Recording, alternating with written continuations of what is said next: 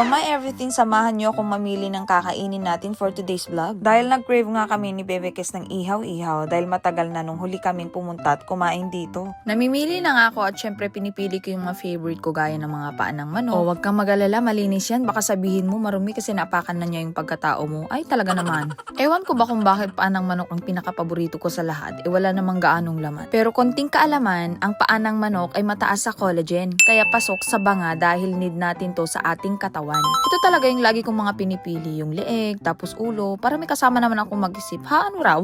Syempre meron ding isaw, balat ng baboy, pusit, tapos di rin mawawala ang BBQ sa buhay ko. Ay talaga naman. Suki na nga kami dito sa Sian and Sayon dahil dito kami lagi bumibili. At tignan mo naman ang view, napakaganda, parang ako lang. Huy!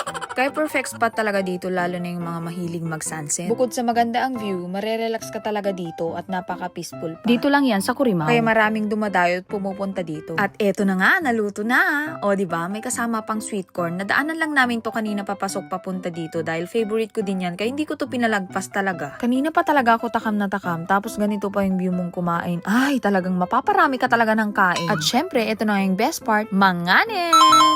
Okay lang din kumain tayo ng mga ganyan pero wag madalas. Syempre, alam naman natin na di rin maganda sa atin kung lagi tayong kumakain ng mga ganito. Dahil mataas din ang kolesterol ng mga ito. Kaya di rin maganda sa ating kalusugan at lalo na sa tulad kong mga acidic dyan ay pwede rin itong makatrigger sa atin kung madalas tayong kumakain ng mga ganitong klaseng pagkain. O salamat Doc sa pagpapaalala. Huy, hindi!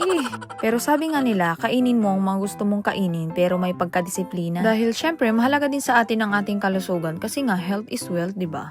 Alam mo naman, ang buhay ay weather lang. Hala, Kuya Kim, ikaw ba yan? Hindi. Kidding aside, ang ibig kong sabihin ay life is short. Kaya gawin mo kung ano yung mga nagpapasaya sa'yo, yung mga bagay na di mo pa nagagawa habang malakas ka pa. Kaya i-enjoy mo lang ang buhay. And syempre, be thankful for everything. And don't forget to remind yourself for all the blessings that you have in your life right now. Minsan kasi di natin napapansin na blessed na pala tayo. Masyado tayo kasing nakafocus sa iba't ibang bagay. Always count your blessings and thank God for everything. Kaya be thankful for what you have. Kasi di mo alam yung mga bagay na meron ka na di mo pinapansin ay hinahangad din ng iba. Naparami na nga ako nang nakain. Sa dami ng kinuha ko mukhang di pa namin ito mauubos. Ano ba yan te? Panic buying ba yan? Sige, ubusin mo yan ha. Ewan ko na lang kung di ka pa mabubusog dyan. Paano ba naman na di ka mapaparami sa kain? Masarap isaw sa suka. Kaya mukbang talaga tayo malala. Kaya walang diet.